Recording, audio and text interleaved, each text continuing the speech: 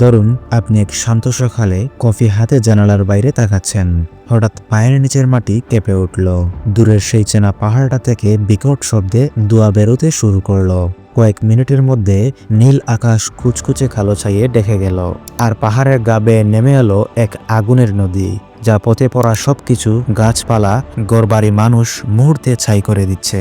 এটি কোনো সিনেমার দৃশ্য নয়, এটি প্রকৃতির সেই রুদ্ররূপ যাকে আমরা বলি অগ্ন্যুৎপাত। কিন্তু কেন এই ভয়াবহতা? পৃথিবী কি আসলে ভেতর থেকে ফেটে যেতে চায়? আজ সারফেসপিডিয়ার এই বিশেষ পর্বে আমরা আগ্নেয়গিরির ব্যবচ্ছেদ করব এবং জানব কিভাবে ভলকানো দিয়ে বের হয় ফুটন্ত আগ্নেয়গিরি। আগ্নেয়গিরি আসলে আসে কোথা থেকে? আমাদের পৃথিবীর উপর শান্ত দেখলেও এর ভেতরে চলছে মহাপ্রলয়। আমরা যে মাটির উপর দাঁড়িয়ে আছি তাকে বলা হয় লিথোস্ফিয়ার। এটি বড় বড় কিছু টুকরা বা টেকটনিক প্লেটের উপর ভাসছে। যখন এই প্লেটগুলো একে অপরের নিচে ঢুকে যায় অথবা একে অপরের থেকে দূরে সরে যায়, তখন পৃথিবীর নিচে ম্যান্টল স্তরে থাকা পাথর প্রচণ্ড চাপে ও তাপে গলে তরল হয়ে যায়। একেই আমরা বলি ম্যাগমা।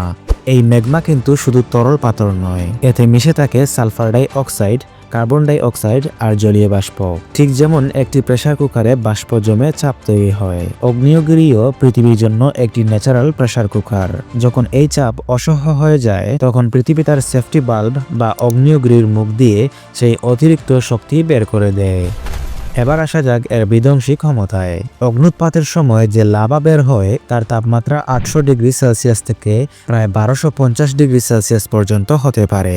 লোহার গলনাঙ্ক প্রায় 1538 ডিগ্রি সেলসিয়াস। অর্থাৎ আগ্নেয়গিরির লাভা আপনার লোহার কড়াইকে মুহূর্তে লাল করে গলিয়ে ফেলতে শুরু করবে, আর সেখানে আপনার প্রিয় মাছ বা তরকারি তো নিমিষেই বাষ্প হয়ে যাবে। এমনকি বড় বড় কংক্রিটের দালানও এই লাভার স্রোতে মাখনের মতো গলে যায়। পৃথিবীর সব জায়গায় কিন্তু আগ্নেয়গিরি নেই। অধিকাংশ আগ্নেয়গিরি অবস্থিত প্রশান্ত মহাসাগরের চারপাশের একটি অঞ্চলে, যাকে বলা হয় রিং অফ ফায়ার। বিশ্বের 75% বেশি সক্রিয় আগ্নেয়গিরি সেখানে অবস্থিত। আমরা জাপানের মাউন্ট ফুজিকে খুব সুন্দর করে দেখি, তাই না? কিন্তু মনে রাখবেন, এটি একটি সুপ্ত আগ্নেয়গিরি, অর্থাৎ এটি এখন শান্ত থাকলেও এর ভেতরে এখনো ম্যাগমা জমা হচ্ছে। কোনো একদিন এটি হঠাৎ জেগে উঠে পুরো শহরকে ধ্বংস করে দিতে পারে। কিন্তু প্রকৃতি কি শুধুই ধ্বংস করে? না, আগ্নেয়গিরি না থাকলে হয়তো আমরা পৃথিবীতে থাকতেই পারতাম না। হাওয়াই বা আইসল্যান্ডের মতো সুন্দর দ্বীপগুলো কিন্তু আগ্নেয়গিরির লাভার মাধ্যমেই সমুদ্রের বুক চিরে জন্মেছে। আগ্নেয়গিরির ছাই বা ভলক্যানিক অ্যাশ মাটির উর্বরতা 1000 গুণ বাড়িয়ে দেয়। এই মাটিতে উৎপন্ন তরকারি বা শাকসবজির ফলন অবিশ্বাস্য রকমের ভালো হয়।